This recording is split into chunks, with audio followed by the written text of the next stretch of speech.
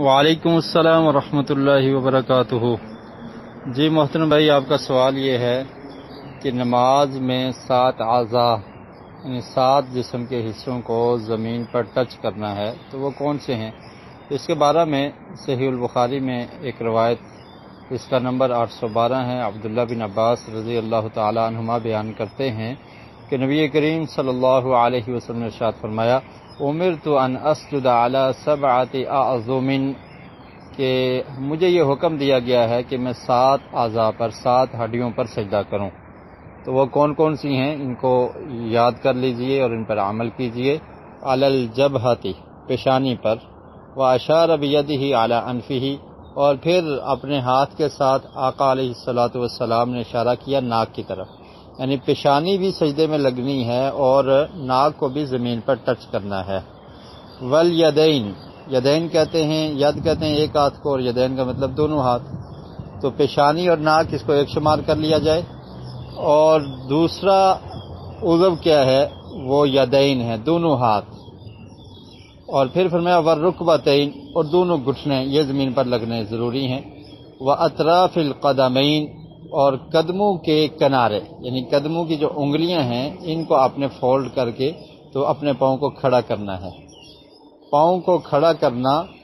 سجدے کی حالت میں، اس کے بارے میں ایک اور روایت بھی ہے، حضرت عائشہ رضی اللہ تعالی عنہا بیان کرتی ہیں کہ نبی کریم صلی اللہ علیہ وسلم نے نماز ادا کی، تہجد کی نماز تھی، تو میں رات کو جاگی اور میں نے ہاتھ لگایا تو آقا علیہ الصلوۃ والسلام کے پاؤں سجدے کی حالت میں تھے آپ، اور آپ کے پاؤں کھڑے تھے۔ تو یہ 7 اعضاء ہیں، ناک اور پیشانی، 2 ہاتھ، 2 گھٹنے اور 2 قدم، یہ زمین پر لگیں گے نماز کی حالت میں، سجدے میں۔ اور پھر فرمایا وَلَا نَكْفِتَ الثِّيَابَ وَالشَّعْرَ، کہ کپڑے کو اور بالوں کو فولڈ نہیں کرنا۔ اور آپ کا سوال بھی یہی تھا کہ کپڑوں اور بالوں کو فولڈ نہ کیا جائے، تو اس کا مطلب یہ ہے کہ کپڑے جیسے آپ کے بازو کھلے ہوئے ہیں، آپ اس کو فولڈ کر لیں تو یہ درست نہیں ہے۔ کسی اور جگہ سے نماز کی حالت میں کپڑے کو فولڈ کر لیں تو یہ درست نہیں ہے، کیونکہ جب انسان سجدہ کرتا ہے، انسان کے جسم کے اعضاء زمین کو ٹچ کرتے ہیں تو کپڑے بھی کھلے رہیں تاکہ وہ بھی عجز و انکساری کا ثبوت دیتے ہوئے زمین بوس ہو جائیں، زمین کے ساتھ مل جائیں، زمین کے ساتھ لگ جائیں۔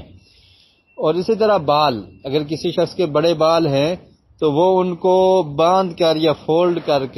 نماز کی حالت میں نہیں رکھے گا، بلکہ ان کو کھول دے گا تاکہ جب وہ سجدے میں جائے تو اس کے بال کھل کر زمین کے ساتھ ٹچ ہو جائیں، اور اللہ کے حضور انسان کے جسم کے تمام اعضاء سجدے کی حالت اور کیفیت کو پیش کریں۔ تو بالوں کو فولڈ کرنا یہ ہے کہ آپ اپنے بالوں کو باندھ دیتے ہیں، جیسے عورتیں گت کر لیتی ہیں پیچھے اور بالوں کو ایسے سمیٹ کر تو سر پہ باندھ دیتی ہیں، اسی طرح کی کوئی کیفیت، یعنی کسی طرح سے بھی بال کو فولڈ نہیں کرنا۔ اور اس کے بعد آپ کا دوسرا سوال تھا، وہ یہ تھا کہ کمر کو سجدے میں کیسے سیدھا رکھنا ہے۔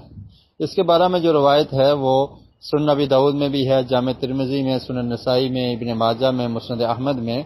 آقا علیہ الصلوۃ والسلام نے ارشاد فرمایا لا تجزئ صلاۃ الرجل حتى يقيم ظهره في الركوع والسجود، کہ اس شخص کی نماز نہیں مکمل ہوتی، نماز نہیں ہوتی جو اپنی پیٹھ کو رکوع اور سجود میں سیدھا نہیں کر لیتا۔ تو سیدھا کرنے سے مراد یہ ہے کہ رکوع میں جس کیفیت میں پیٹھ کو رکھنے کا حکم ہے ایسے ہی رکھنا ہے۔ حضرت عائشہ رضی اللہ تعالی عنہا بیان کرتی ہیں کہ آقا علیہ الصلوۃ والسلام جب رکوع کی حالت میں ہوتے تو آپ کی کمر زیادہ نیچے جھکی بھی نہ ہوتی اور اوپر بھی نہ اٹھی ہوتی، بلکہ بالکل سیدھی ہوتی۔ تو اس طرح سے آپ نے اپنی کمر کو رکوع کی حالت میں بالکل سیدھا رکھنا ہے، اور اس سے یہ مطلب ہے کہ اطمینان کے ساتھ رکوع کرنا ہے، جلدی نہیں کرنی کہ رکوع میں گئے اور فوری کھڑے ہو گئے، اور یہ نماز کی چوری ہے۔ جو رکوع میں اور سجود کا خیال نہ کیا جائے تو یہ نماز کی چوری ہے۔ اور اسی طرح سجدے کی حالت میں کمر کو سیدھا رکھنا، یعنی پاؤں آپ کے دونوں کھڑے ہوں گے، آپ کی پیشانی اور ناک زمین پر ٹچ ہوگا اور ہاتھ بھی زمین پر ہوں گے، گھٹنے بھی زمین پر ہوں گے، تو آپ کی کمر خود بخود وہ اس سمت میں اور اس طرح سے ہو جائے گی۔ جب آپ تمام اعضاء کو صحیح زمین پر ٹچ کریں گے تو سجدے میں آپ کی کمر بالکل سیدھی ہو جائے گی۔ تو یہی مطلب ہے کہ کمر کو سجدے کی حالت میں ایسے رکھنا ہے جیسے انسان سجدہ کر رہا ہے تو اس کی کمر یعنی بالکل اگر سجدہ چھوٹا کیا جائے تو کمر ساتھ جڑ جاتی ہے، ران اگر نیچے ہو تو اس طرح سے نہیں، بلکہ صحیح کھل کر سجدہ کرنا ہے کہ تاکہ آپ کی کمر سیدھی ہو جائے۔ تو اس سے یہ بھی ثابت ہوتا ہے کہ نماز میں اطمینان، طمانینت یہ ضروری ہے، یعنی نماز جلدی جلدی پڑھنا یہ درست نہیں ہے۔ اور اس کے علاوہ ناک کے لگنے کے بارے میں آپ کا سوال تھا، تو وہ بھی حدیث میں وضاحت موجود ہے۔ خیر ایک مرسل روایت مراسیل ابی داؤد میں بھی ہے کہ آقا علیہ الصلوۃ والسلام نے ارشاد فرمایا کہ جس انسان کی ناک زمین کو ٹچ نہیں کرتی تو اس کی نماز نہیں ہوتی۔ تو یہ مرسل روایت ہے، لیکن مرسل روایت کی سند ٹھیک ہے۔ تو خیر ویسے بھی یہ جو حدیث ہے صحیح البخاری کی کہ جس میں اس بات کا ذکر آ گیا کہ 7 چیزوں کو زمین میں ٹچ کرنا ہے، اس میں سے ایک ناک بھی شامل ہے، تو ناک کو بھی سجدے کی حالت میں زمین پر